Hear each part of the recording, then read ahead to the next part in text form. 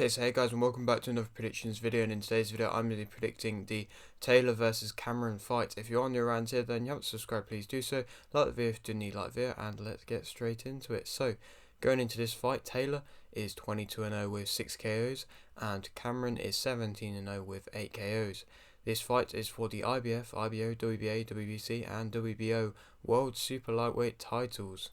Taylor's last fight was a win via unanimous decision versus Caraballo, and Cameron's last fight was a win via unanimous decision versus McCaskill. Taylor is the current undisputed lightweight champion and is going up in weight for the first time since 2019 in an aim to claim Cameron's undisputed belts. She's only ever fought once in the super lightweight division. Of course, like I said, that was in 2019, which of course she was successful, but of course, like I said, it was only that one time, and that was about 4 years ago now. Cameron is 32 and Taylor is 36. This is in Taylor's homecoming, the first time she's fought in Ireland in the pros, and of course with that comes a lot of support and a lot of pressure.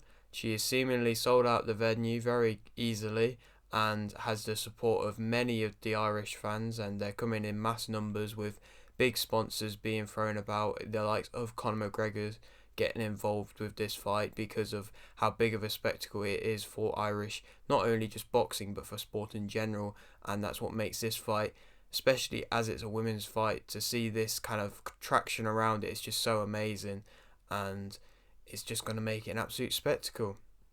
Of course, Cameron is 5'8" and Taylor is 5'5", so I mean there's a pretty big difference there. And I mean, of course, Taylor coming up in weight, that's most likely always going to be the case. But Taylor has beaten taller fighters before. Just to name one, Jonas. She was 5'8", I believe, and Taylor beat her. I know that was at a different time in her career, but still, I think.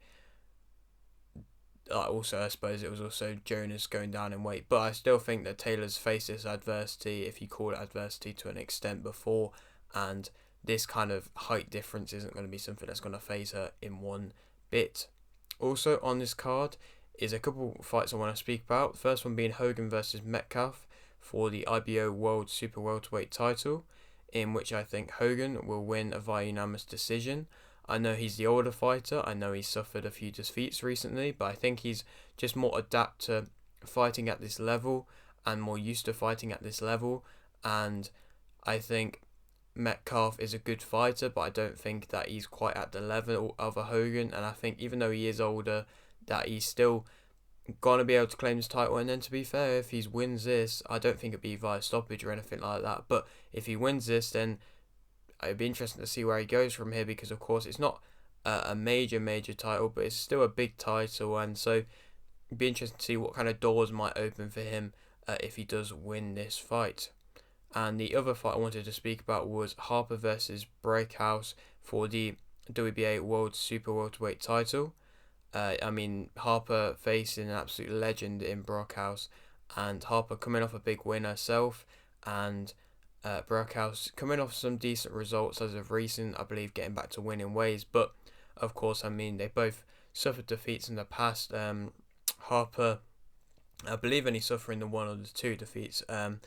And Brockhouse suffering a few more, but still an absolute legend of the sport. And overall, I think that Harper's going to win via unanimous decision. I think that win in her last fight versus Rankin has just set her up to be a person to be reckoned with, and just kind of shows even though she is a powerful fighter, I don't think she'll be able to get Brockhouse out, but she shows that she is a very skilled fighter and is going to be a very tough fight for anybody. And then I believe after this, there's them huge matchups. This is a big matchup, but I think after this, there's possible main event matchups if she wins this one. So that's something that, of course, she's going to be looking forward towards.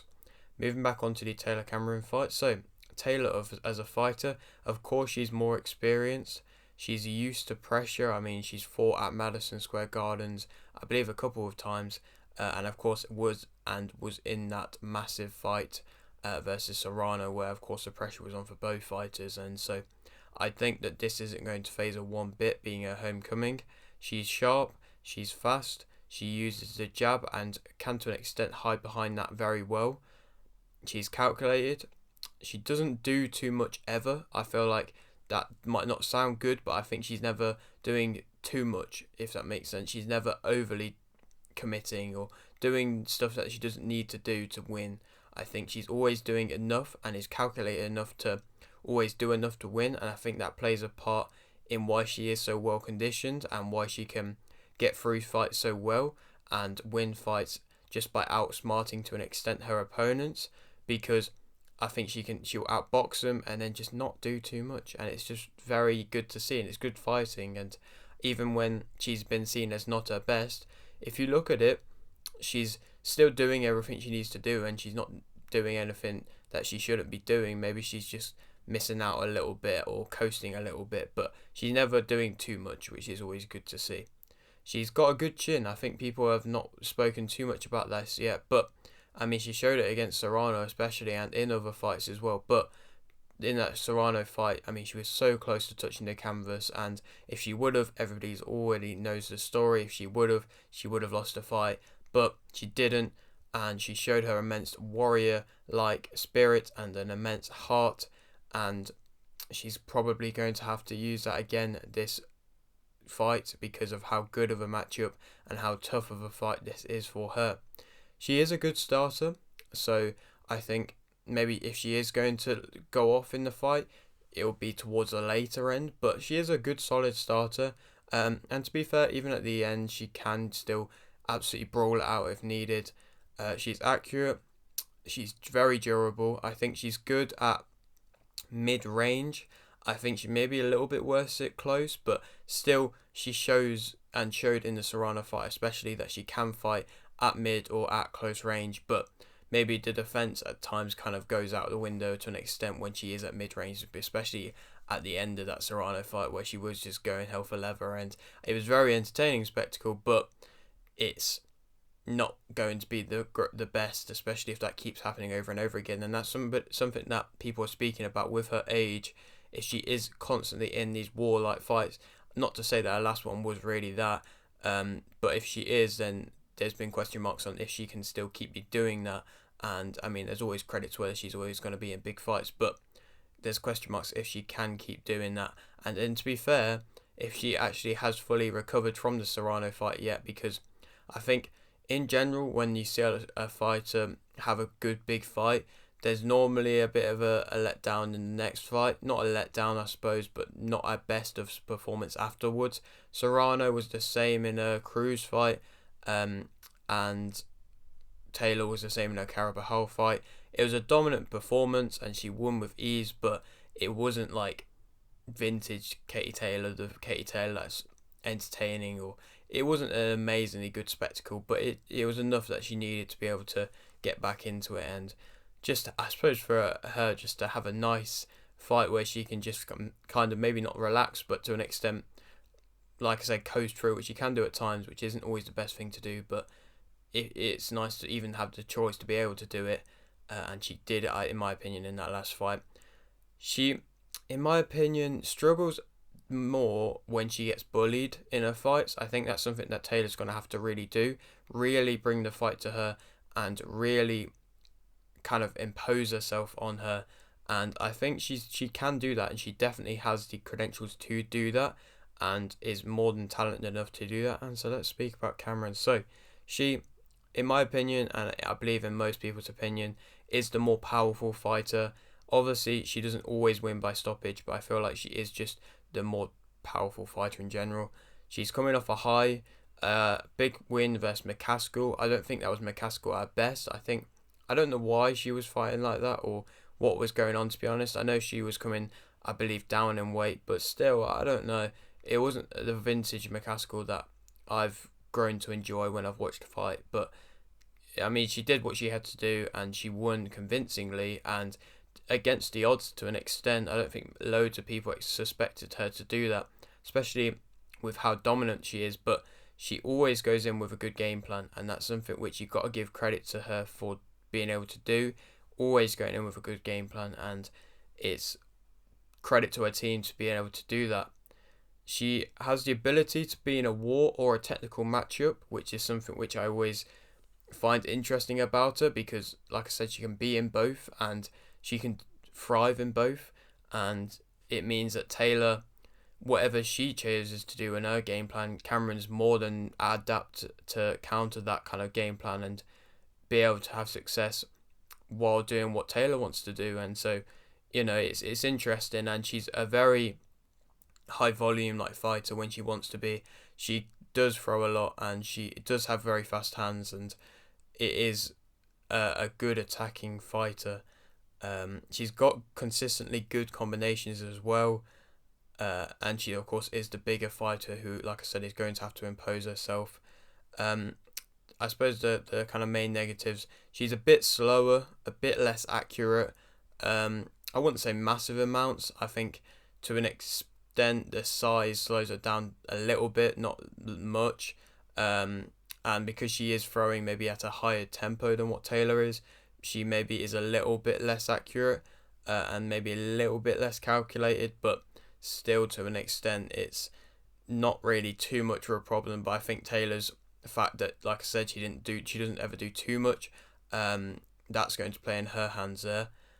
And she's going, in my opinion, and I feel like in most people's opinion, she's going to have to dominate to win. It's sad to see it's the case with boxing at the moment, but if you are the home fighter, then you're going to be more likely to win. That is the factor in general, and that's not even at the moment, that's just in boxing in general. And so, especially with Taylor going to have thousands upon thousands of fans screaming her name, if Cameron isn't dominating in this fight, then she probably won't win, or it will be a very close decision. And so that's definitely going to play a big factor in the result. Taylor is the favourite for this fight, and I think that Cameron will win via split decision. I think it's going to be an immensely close fight. I think Taylor's going to have success in the earlier rounds.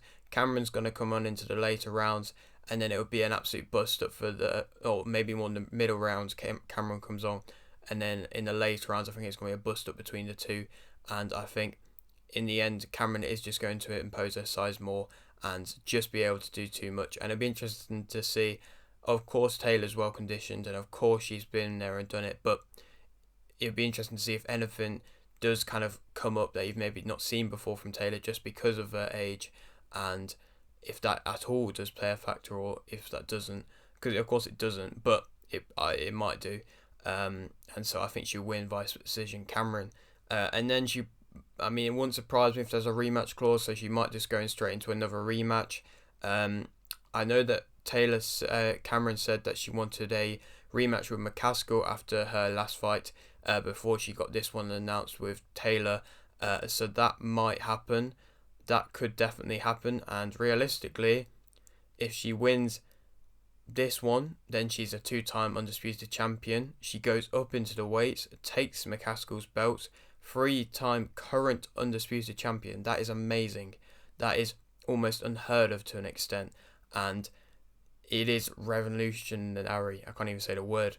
It is crazy. So if that is to happen, then that would be a stupendous what it seemed the word achievement. That's the word. But yeah, that would be mental. And so that might happen. Or I don't think she's ever going to not have a big fight after this. And so Mikaela Mayer is another option if she's wanted to go down in weight. But to be fair, I don't think there's many huge fights in her current weight, of super lightweight. So I think if she wants to fight maybe Serrano or a Mayer or somebody like that, then she's probably going to have to move weights. But it wouldn't surprise me if that's going to be the case either way. But yeah, that is it for today's video. Hope you did enjoy. Like if you need, like this, subscribe if you're new, and thanks for watching.